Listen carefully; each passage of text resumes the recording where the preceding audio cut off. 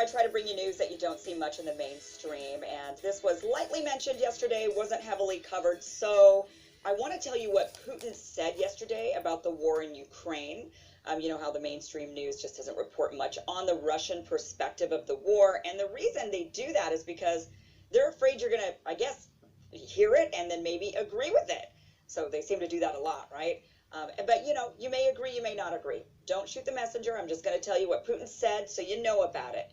Now, yesterday, Putin and Belarusian President Lukashenko met at the Vostochny Cosmodrome in eastern Russia, way over on the other side of Russia, right over by North Korea. Now, why all the way over there? Because yesterday was Cosmonautics Day, the day Russia annually celebrates the first manned mission to space. The two nations' leaders did talk a lot about space, with Putin even saying he's planning to resume his moon exploration missions despite heavy Western sanctions. So it looks like the space race is back on. Who's excited for this? The Cold War is back, and we'll once again be wasting billions of dollars racing the Russians to the moon. Yay! But the meat of the meeting happened when the conversation turned to Ukraine. First things first, Lukashenko blamed the Bucha massacre on the British. Here he is saying, "Today we discussed in detail their psychological operation which was carried out by the British. If you need addresses, passwords, car numbers, car brands on which they arrived in Bucha and how they did it, FSB of the Russian Federation can provide this information. If not, we could help with that. If Russia had delayed this military operation even a little bit, a crushing blow was being prepared on the territory of Russia, on neighboring areas. That was possible. We have clearly seen it today." So the Belarusians say they were the ones to investigate this, and then they turned their findings over to the Russians, which is why they say the Russians can provide this information. And if not, then you can get it from us. So there you have it. I feel like we've now heard everyone point the finger at everyone else for the atrocities in Bucha. So there it goes.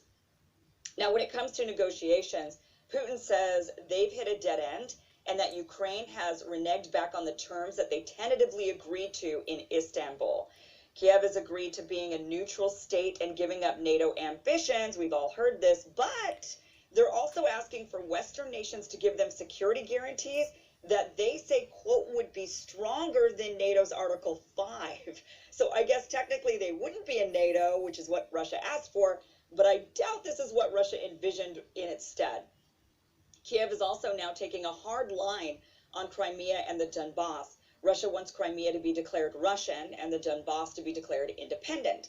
And in Istanbul, Kiev seemed to give some wiggle room on the topics, but now they've taken them off the table. Even more bothersome to Russia, Kiev is refusing to remove Crimea and the Donbass from the security guarantees that they're asking for. So this is a deal breaker for Russia. Russia currently occupies these territories and fights against Ukraine for them. So if Western NATO nations have a security pact, not NATO, but a security pact with Ukraine to defend them against Russia, including in these areas, well, that means war. So, of course, Russia's not going to agree to this, and quite frankly, neither is the West. So now the negotiations are at a stalemate. Now, because the two can't come to an agreement, Putin said, quote, "Our task is to fulfill and achieve all the goals set, minimizing losses, and we will act rhythmically, calmly, according to the plan originally proposed by the General Staff." Putin also denied that there was ever a goal of capturing all of Ukraine or even Kiev. He instead stated, "Our actions in certain regions of Ukraine were just related to containing enemy forces, destroying military infrastructure, creating conditions for a more active operation in Donbass." And I will mention that there have been several military experts that have made the rounds on the mainstream news, and actually they have also said something similar. You hear a lot of journalists saying, oh, they're backing down from Kiev, they're no longer, they got pushed out, so this was a win or a success for Ukraine. And you'll see these military officers on the TV saying, well, I don't think Russia has really changed their overall goal, they've just shifted where they're putting the troops. So that's just kind of interesting to know. He also addressed how long it's taking to accomplish his goals. He said it's possible to do it faster, but they'd have to ramp up the intensity of hostilities, and the intensity of hostilities is related to losses, which they're trying to mitigate. So another big takeaway from the conference was Putin saying the sanctions were not hurting Russia, that they instead are hurting the West. I think we can all see that. He said the West needs to stop the economic war with Russia, or there will be serious food shortages. Putin also said, though it might sound strange right now, but Russia, Belarus, and Ukraine are like brothers. He said, I have always said that we are the same people, Ukraine, Belarus, and Russia. What is happening in Ukraine is a tragedy, no doubt, but as Lukashenko correctly said, they left us no choice. Finally, in the conference, Putin denied the war was going poorly for Russia, and instead he thinks the United States is fighting a proxy war with Russia to the last Ukrainian. And maybe there's something to that. Biden has now called the war in Ukraine a genocide. He did finally say that yesterday. I know the news was kind of trying to bait him into it, so he did. He labeled it one. Now, he also is committing another $750 million in military aid. Military aid, that's not humanitarian. $750 in military aid. And today, 8 of the top U.S. defense contractors will be meeting with the Department of Defense to talk about what more they can do to beef up Ukraine's ammo. So that is where we're at with this. It looks like, I think we were all hoping that the peace talks that were going on in Istanbul would actually come to some sort of fruition, and we would actually see some peace in Ukraine, that the Russians would be satisfied with whatever negotiation and back out of the country. But Ukraine, actually Russia has not changed their demands from day one. Quite honestly, they've asked for the same thing over and over and over again. And Ukraine is seeming to, decide whether or not they want to do it. So, in Istanbul, they kind of said, yeah, okay, we'll start to make some concessions on this. They've said, we won't join NATO. They've said, okay, we can maybe negotiate Crimea, the status of Crimea over a 15-year period. But now, when they say we're not going to join NATO, but we want the exact, actually we want bigger, more stronger security promises from NATO countries than NATO itself. And then when they say, and we're not willing to even negotiate on Crimea and Donbass, and remember, Crimea and Donbass have not been under Ukrainian control for the last 8 years. This is something, Crimea has been under Russian control. The people overwhelmingly voted that they want to be with Russia. They have no interest of going back to Ukraine. And the Donbass has been, these are Ukrainians fighting Ukrainians in a civil war for the last 8 years, wanting their independence. Why is Ukraine still holding on? It just leads us to a lot of questions on, is there really a desire to end this war, or are there other forces wanting to keep this war going? Yeah, it sounds like the U.S. should say, look, we were happy to send you weapons when you were being invaded and you needed to defend yourselves, but it was in order to reach a peace, and this deal sounds close to what kind of most people think needs to be the reality, right? No NATO for Ukraine, and right. Realistically, some the Crimea, and then maybe independence for the Donbass, and the invasion ends, and maybe we should say, look, you can reject that if you want, but you cannot continue to count on us supplying the weapons and putting this amount of pressure on Russia, because we don't want to do it to the and if that is if you're right, that if the U.S. government is like, no, we're going to keep committing, that does fit into a last Ukrainian kind of mentality that is so destructive. Yeah, there's been this real presumption that sending arms to Ukraine, funding a war effort, prolonging the war is what's ultimately in the best interest of Ukrainian citizens and what's going to save lives. You hear people,